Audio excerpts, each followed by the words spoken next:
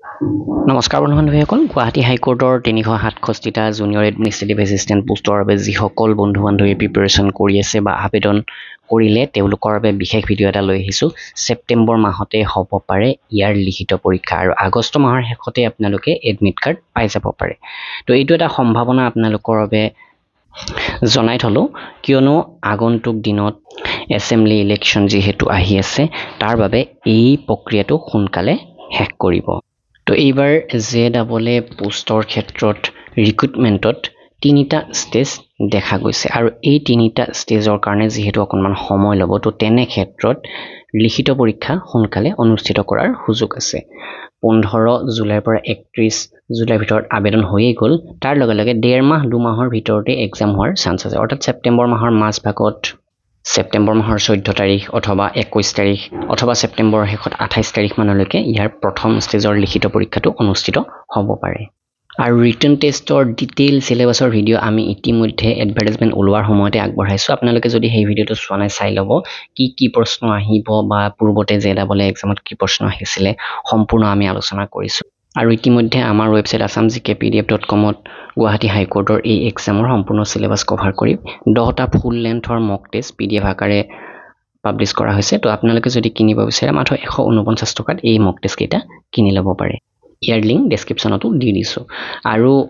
লিখিত পৰীক্ষাৰ পিছতে 1:5 ৰেচিঅত ক্যান্ডিডেট কম্পিউটাৰ স্কিল টেষ্টৰ বাবে মাতা হ'ব তো কম দিনৰ ভিতৰতে প্ৰায় এমাহ 1.5 মাহৰ ভিতৰতে ৰিজাল্ট ঘোষণা কৰি কম্পিউটাৰ স্কিল টেষ্ট অনুষ্ঠিত কৰিব আৰু কম্পিউটাৰ স্কিল টেষ্টৰ পাছত 1:3 ৰেচিঅত ভাইভাৰ বাবে ক্যান্ডিডেটক কোৱালিফাই কৰা হ'ব আৰু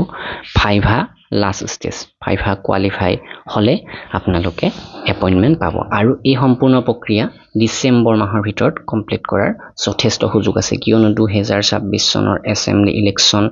অহাৰ লগে লগে কোড অফ কণ্ডাক্ট লাগি যাব আৰু তেনে ক্ষেত্ৰত ইয়াৰ ৰিক্ৰুটমেন্ট প্ৰক্ৰিয়া যথেষ্ট ডিলে হৈ যাব তো 2026 চনৰ জুলাই আগষ্ট মানলৈকে গুছি যাব পাৰে ইয়াৰ ৰিক্ৰুটমেন্ট প্ৰক্ৰিয়াটো তেনে ক্ষেত্ৰত 2025 চনৰ ডিসেম্বৰ মাহৰ ভিতৰতে গোটেই প্ৰক্ৰিয়া সম্পূৰ্ণ হোৱাটো যথেষ্টখিনি আশা আছে তো আপোনালোকে এই সম্ভাৱনা ৰাখি যিসকল সিৰিয়াস হয় এই পদখিনিৰ বাবে নিজৰ জিলাতে চাকৰি লোৱাৰ এটা সুযোগ আৰু সম্পূৰ্ণ স্বচ্ছ আৰু নিকা পদ্ধতিৰে যেহেতু হাইকোৰ্টৰ সম্পূৰ্ণ ৰিক্ৰুটমেন্ট প্ৰক্ৰিয়া হয় তো তেনে ক্ষেত্ৰত আপোনালোকে এতিয়াৰ পৰা আজিৰ পৰা প্ৰিপাৰেচন আৰম্ভ কৰাটো উচিত